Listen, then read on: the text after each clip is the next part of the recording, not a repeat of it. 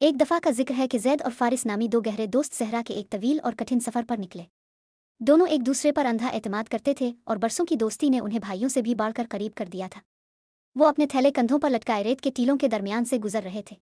सहरा की तपती रेत, जलता सूरज और दूर दूर तक फैली खामोशी के बावजूद वो हंसते बोलते, पुरानी यादें ताज़ा करते और मुस्तकबिल के ख्वाब बांधती आगे बढ़ रहे थे। उनके चेहरों पर थकन के बावजूद एक दूसरे का साथ होने का सुकून था, लेकिन सफ़र हमेशा एक जैसा नहीं रहता।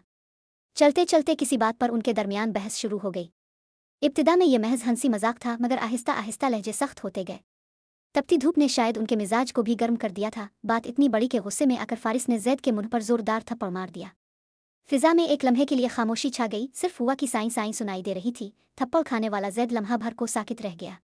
इसकी आंखों में दुख और हैरत साफ झलक रही थी, मगर इसने ना कोई शक किया और ना ही कोई जवाब दिया। खामोशी से वो नीचे झुका और रेत पर उंगली से कुछ लिखने लगा। रेत पर लिखा था, आज मेरे सबसे अच्छे और गहरे दोस्त ने मेरे मुंह पर थप्पड़ मारा। इसके बाद वो दोनों फिर खामोशी से चल पड़े। उनके दरमियान अब बातों की जगह एक लंबी खामोशी ने ले ली थी। काफ़ी देर के सफ़र के बाद उन्हें सहरा के बीच एक साफ और शफाफ झील नजर आई। पानी देखकर दोनों की थकन कुछ कम हुई। उन्होंने नहाने का फैसला किया ताकि जिस्म की तपश और दिल की कुदरत कुछ कम हो सके। जैसे ही वो पानी में उतरे, अचानक जैद झील के बीच एक दलदली हिस्से में फंस गया।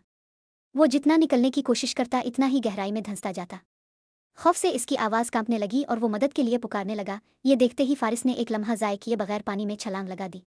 पूरी ताकत और हिम्मत से इसने अपने दोस्त का हाथ थामा और इसे खींचकर बाहर निकालने लगा। आखिरकार इसने जैद को महफूज किनारे तक पहुंचा दिया। किनारे आकर दोनों ने गहरा सांस लिया। जैद खामोशी से उठा और एक बड़ा सा नुकीला पत्थर लिया।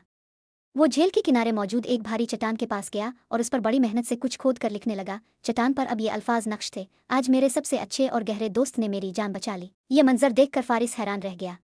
इसने नरमी से पूछा, जब मैंने तुम्हें दुख पहुंचाया तो तुमने वो बात रेत पर लिखी, और अब पत्थर पर क्यों? जैद मुस्कुराया और बोला, जब कोई हमें तकलीफ दे तो हमें वो बात रेत पर लिखनी चाहिए ताकि दरगुजर की हुआ इसे मिटा दे। लेकिन जब कोई अच्छाई करे तो हमें इसे पत्थर पर नक्श करना चाहिए ताकि वो हमेशा याद रहे। ये सुनकर दोनों ने एक दूसरे को गिले लगा लिया।